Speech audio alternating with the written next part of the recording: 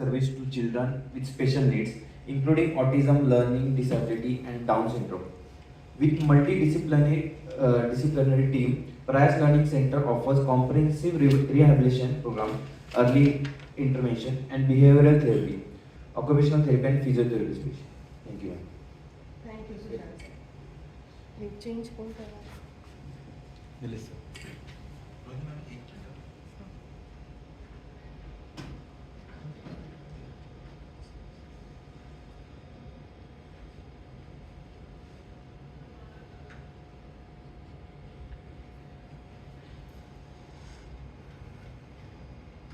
मुलं ही देवाघरची फुलं असं आपण म्हणत असतो.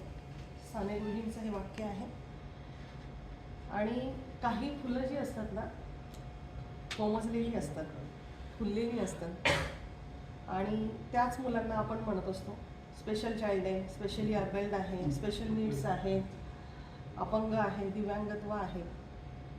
तर अशाच मुलांवर प्रयास NGO काम करत असतं. तर आजचं जे प्रेझेंटेशन आहे ना माझं, ते मी कसे प्रॉब्लेम्स असतात आणि कसे आयडेंटिफाय केले जातात. म्हणजे काय होतं की दरवेळेला मी सांगत असते BNIच्या याला 30 सेकंदला. थोड़ा नजदीक ले लो मैम माइक को बस. नहीं वो शुरू ही नहीं था सर. ओके ओके वाह अभी शुरू किया. बरं मी करू सुरू आता. जवळ घ्या तो. प्रयास हेल्पिंग हँड फॉर चाइल्ड. प्रयास हा नेक्स्ट करा सर. प्रयास हा मदतीचा हात आहे अशा मुलांसाठी की ज्यांना प्रॉब्लेम्स आहेत. We believe in finding solutions, implementing them and producing best results. तर आमच्याकडे जेव्हा मूल येतं ना तर त्यावेळेला त्याची एक असेसमेंट होत असते आणि त्या असेसमेंटनुसार सोल्युशन्स आमच्याकडे आहेत आणि त्या मुलाची इम्प्रूव्हमेंट ही 100% होत असते. मग कोणत्याही वयाचं मुलं असू दे, 6 महिन्यापासून 18 वर्षापर्यंतची मुलं येत असतात. तर आज आपण जाणून घेणार आहे की हे स्पेशल चाइल्ड कसे असतात. नेक्स्ट. तर 2 ते 7 वर्षामध्ये मुलांना ही ॲबिलिटी आलेली असते. पुलिंग, पुशिंग, स्टिकिंग, बिडिंग, मनी होणं, त्याच्यानंतर कलर पेन्सिल यूज करणं, ग्रीप त्यांची झालेली असते, रायटिंग, कटिंग, ओपनिंग, त्यांचा लंच बॉक्स ते ओपन करू शकतात, शूलेस बांधू शकतात, पेज टर्न करू शकतात पुस्तकाचं, आणि विदाऊट असिस्टंट ते खाऊ शकतात. त्यांचं जेवण प्रॉपर न सांडता खाऊ शकतात. कॉपिंग, tracing, colouring within the lines, toilet training, self washing, स्वतःचा ब्रश, स्वतःची आंघोळ 7 वर्षापर्यंत बाळाने केली पाहिजे. म्हणजे ही त्याची डेव्हलपमेंट आहे. पण जे बाळ जर करत नसेल तर. नेक्स्ट. त्याच्यानंतर रिसेप्टिव्ह लँग्वेज असते, ग्रहण क्षमता असते, मूल रिस्पॉन्स करत असतं नावाला. एक्सप्रेसिव्ह लँग्वेज असते, सोशल इमोशनल असतं, हाय, हॅलो, बाय, टाटा, हे मूल करायला पाहिजे. 3 ते 6 महिन्याचं मूल बघायला लागतं, आईकडे बघायला लागतं, आय कॉन्टॅक्ट देतं. ग्रॉस मोटरमध्ये 12 ते 18 महिन्यात चालायला लागतं, पळायला लागतं. 3 चाकी सायकल ते चालवायला लागतं. 3 वर्षाचं 4 वर्षाचं मूल. आणि फाईन मोटर स्किल्समध्ये त्यांना लाईन, स्क्रिबल, ब्लॉक करत ऐकणं असं जमायला लागतं. पण जमत नसेल तर आम्ही आहोत. नेक्स्ट. आता आपण जर होल चाइल्डची डेव्हलपमेंट बघितली तर सोशल आणि इमोशनल स्किलमध्ये पॉझिटिव्ह बिहेवियर पाहिजे. त्या मुलाने एकमेकांना मारणं, घरा म्हणजे शाळेमध्ये पळापळी करणं, पिचिंग करणं, पुशिंग करणं, मुलांना स्वतःला चावून घेणं, आरडाओरडा करणं, घरातल्या वस्तू फेकणं, हे सोशल आणि इमोशनल स्किलचं बिहेवियर नाही आहे. तर मग अशी जर मुलं करत असली, हायपर असली, इकडे तिकडे पळत आहेत, तर इंटेलेक्च्युअल कॉग्निटिव्ह स्किल जे आहे ते क्रिटिकल थिंकिंग पाहिजे. सेल्फ रेग्युलेशन, स्वतःच्या वस्तू स्वतः सांभाळता आल्या पाहिजे 7 वर्षापर्यंत. नाहीतर मग वर्गात बसले मूल, पडतायत वह्या, पुस्तकं, दरवेळेला काहीतरी डबा सांडून येतो, स्वतःचं व्यवस्थित तो कसा तरी अवतारात घरी येतो, स्वतःचं स्वतः नीट नाही करू शकत येते मूल. मग त्याच्या अकॅडमिक स्किल्सला पण प्रॉब्लेम असणार आहे पुढे जाऊन. कारण सेल्फ रेग्युलेशन खूप महत्त्वाचं असतं. फिजिकल मोटर स्किल्समध्ये येतं फाईन मोटर स्किल, ज्याच्यात सूक्ष्म स्नायू वापरले जातात. ग्रॉस मोटरमध्ये ज्याच्यात मोठे स्नायू वापरले जातात ॲक्टिव्हिटींना. सूक्ष्म म्हणजे हाताच्या हालचाली, हाताच्या बोटांनी जे करायचे आहेत ॲक्टिव्हिटी, 7 वर्ष 10 वर्षाचं मूल आहे ते.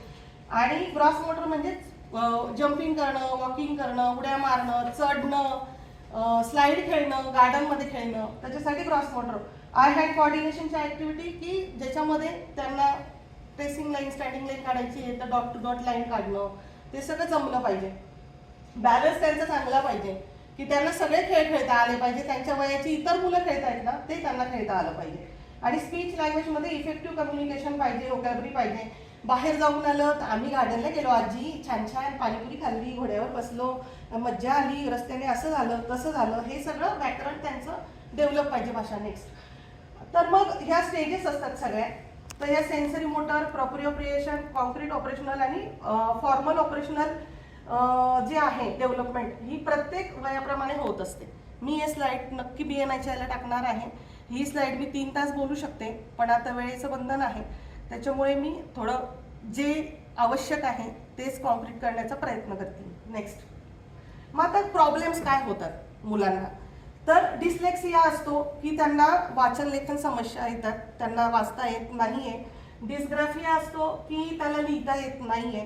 डिस्कॅल्कुलिया असतो की त्याला मॅथच जमत नाहीये, अजिबातच नाही जमत आहे. मेंदूमध्येच संरचना नाहीये म्हणून जमत नाहीये. आईवडिलांना वाटतं हा मुद्दाम करतो, करत नाही. हो सर, बरोबर आहे का?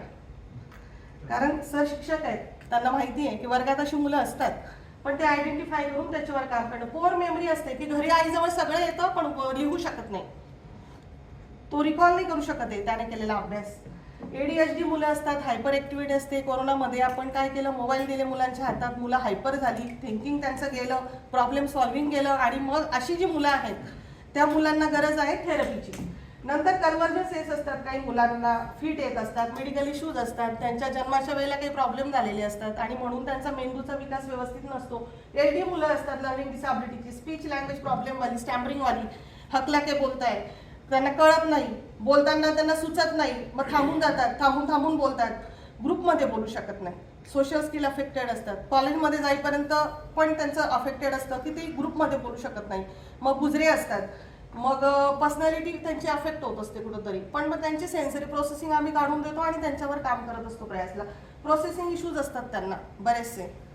आपला जो प्रोसेसर आहे तो मेंदू आहे, मेंदूच्या क्षमता जर व्यवस्थित डेव्हलप नसल्या तर प्रॉब्लेम येतो. Next slide. मग त्याच्यासाठी काय असतं की प्रयास थेरपी सेंटर, की आपल्याकडे वेगवेगळ्या थेरपीज आहेत.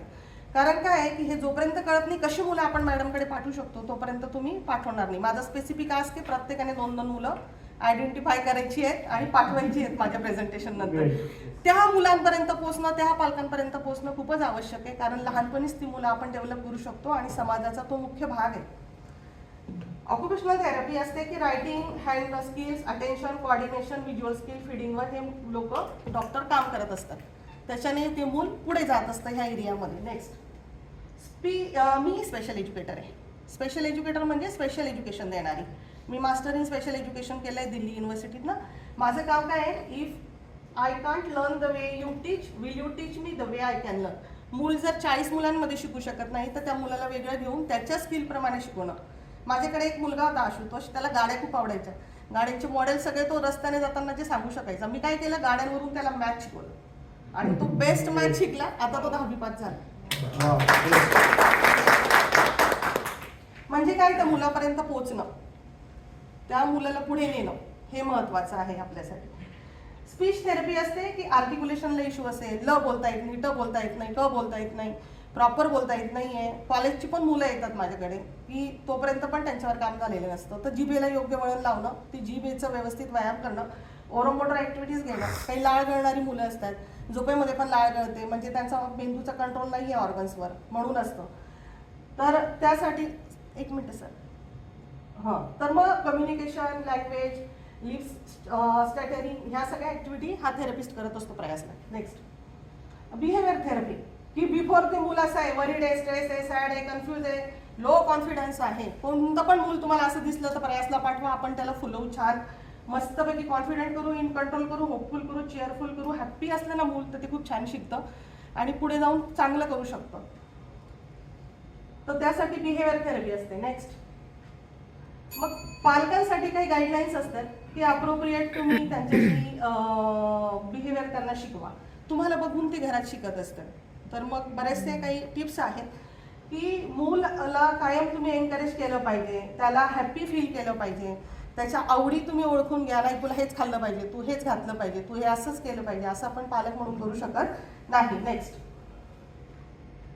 आणि टेलिव्हिजन, TV, व्हिडिओ हे कमी केलं पाहिजे. आता प्रयासचं काय काम आहे की आपल्याकडे गरीबातलं गरीब मूल येतं, त्याला आपण काही मुलांना येण्या जाण्याचा खर्चही द्यावा लागतो, कारण दिव्यांगत्व, अपंगत्व हे कधीही श्रीमंत आहोत की गरीब आहोत हे बघून येत नसतं. आणि आता हे प्रमाण खूप जास्त वाढलेलं आहे. मग प्रयासला अशी पण मुलं येतात की ती अत्यंत सामान्य घरातनं येतात आणि या थेरपिस्ट जे असतात, डॉक्टर्स असतात, त्यांचा खर्च खूप असतो. संस्थेला त्यांचे पगार द्यावे लागतात, बराचसा खर्च असतो. त्यासाठी आपल्याला फंडिंग, डोनेशन, इक्विपमेंट सगळ्या गोष्टी लागत असतात. तर प्रयास ही संस्था गेले 16 वर्षापासून काम करते आहे आणि आता आपण CSR फंडिंगसाठी पण रजिस्टर आहोत. त्याच्यानंतर आपण गव्हर्नमेंट ॲफिलिएशन संस्था आहे, महाराष्ट्रातलं हे पहिलं सेंटर आहे की जे शीघ्र हस्तक्षेप केंद्र म्हणजे अर्ली इंटरव्हेन्शन सेंटर म्हणून ॲफिलिएशन मिळालेलं आहे आपल्याला. आणि 6 महिन्यापासून तर 18 वर्षापर्यंतची जवळजवळ 150 मुलं आहेत प्रयासला. रोज मुलांचा मॉब येतच असतो, असेसमेंट चालू असतात, मुलं समाजाच्या मुख्य प्रवाहात जातात, काही मुलं जॉब करत आहेत, काही आता सबकॉल नॉलेज हबला आहेत 2-3 मुलं, संदीप फाउंडेशनला इंजिनिअरिंगला. तर खूप सारी मुलं प्रयासनं डेव्हलप केली आहेत. तर त्याच्यासाठी हा जो यज्ञ आहे, यज्ञासाठी नक्कीच तुम्ही दानशूर व्यक्तींबरोबर आम्हाला जोडून देऊ शकता. पण रस्त्याने चालताना एखादं मूल असं दिसलं, एखादी आई अडखळताना दिसली तर तिला नक्कीच तुम्ही प्रयासचा नंबर द्या, प्रयासचं कार्ड द्या. आणि ते सुद्धा तुमच्याकडून होणारी मदतच आहे, कारण आई वडील खूप टेन्शनमध्ये असतात, निराशात असतात आणि ह्या मुलांना प्रयासपर्यंत पोहोचवा. अशा पद्धतीने आपण ही मुलं आयडेंटिफाय करू शकत असतो. तुमचे प्रश्न नक्कीच तुम्ही विचारू शकता. Yes, we can have 2 questions. Next. Thank you. Rohini Wagh, special educator, founder, director, Prayas. तो किसी के क्वेश्चंस हैं? Any question? Well explain and great work ma'am, बहुत अच्छा काम कर रहे हो आप. Thank you. आपके लिए तो क्या होता है, मैं हमेशा ऐसे बोलती हूँ ना कि डिसेबिलिटी और डिसऑर्डर पे काम करती हूँ तो सबको ऐसा लगता है व्हीलचेयर में बैठा हुआ बच्चा, ये बच्चा, वो बच्चा. So, मैंने जब कल शाम को ही सर का कॉल आया तो मैंने बोला कि नहीं मैं करती हूँ. तो थोड़ा अलग नजरिए से भी देखते हैं कि हमारे जो स्पेशल बच्चे हैं तो फिजिकली वो दिखेंगे नहीं है लेकिन उनको ब्रेन को इश्यूज है. तो ऐसे बच्चों में ऑटिज्म है, लर्निंग डिसेबिलिटी है, डाउन सिंड्रोम है, बहुत सारे बच्चे हैं हमारे समाज में. एक भाई होता है हॉल में बैठा है, मस्त गप्पे मार रहा है, एक भाई होता है बेडरूम में बैठा रहता है जब मेहमान आते हैं, तो उसका भी पर्सनालिटी अफेक्टेड है. वो IIT है लेकिन उसका पर्सनालिटी अफेक्टेड है, वो सोशल नहीं हो पा रहा है, वो सोशल नहीं हो रहा है, कम्युनिकेशन रिलेशन अफेक्टेड हो रहे हैं उसके. बिकॉज पेरेंट्स क्या चाह रहे हैं कि 99% लाए, 98% लाए, 90 लाए, लेकिन उसका पर्सनालिटी कोई नहीं देख रहा है. उसको क्या चाहिए वो कोई नहीं देख रहा है. माँ बाप आज बात नहीं कर रहे बच्चे से, वो खुद व्हाट्सएप में है, रील्स बनाने में है. तो बच्चे का सब जो है डेवलपमेंट वो पीछे हो गया है.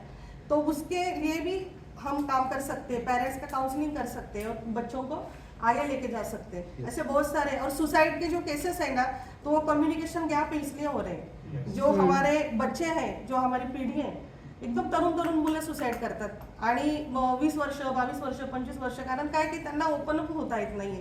तर ही खूप गरज आहे. म्हणजे तुमची मुलं किती पण मोठे असले ना तरी त्यांना मिठीची गरज आहे. त्यांना मिठीत घ्या, त्यांना विचारा की त्याला काय हवंय. तर तुम्ही मिठीतच घेत नाहीत मुलांना मोठे झाल्यावर. मुलींना सुद्धा मिठीत घ्या. बापाची मिठी मध्ये जेवढं सुरक्षित वाटतं ना मुलींना, तेवढं सुरक्षित त्यांना बॉयफ्रेंडच्या मिठीत वाटलं ना तर त्या पुढे जातील रिलेशनशिप मध्ये. म्हणजे काय आपल्या मुली फसवल्या जाणार नाही, आपल्या मुली फसवल्या जाणार नाहीत, त्या रडणार नाहीत आयुष्यभरासाठी.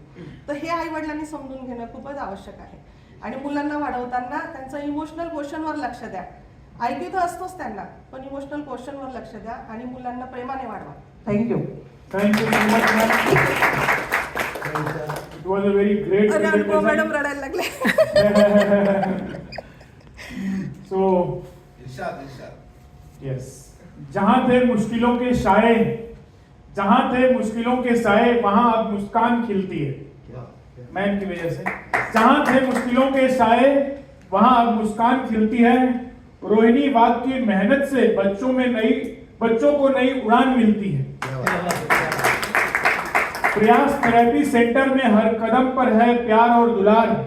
प्रयास थेरेपी सेंटर में हर कदम पर है प्यार और दुलार. तभी तो हर कोशिश यहाँ कामयाबी में बदलती है.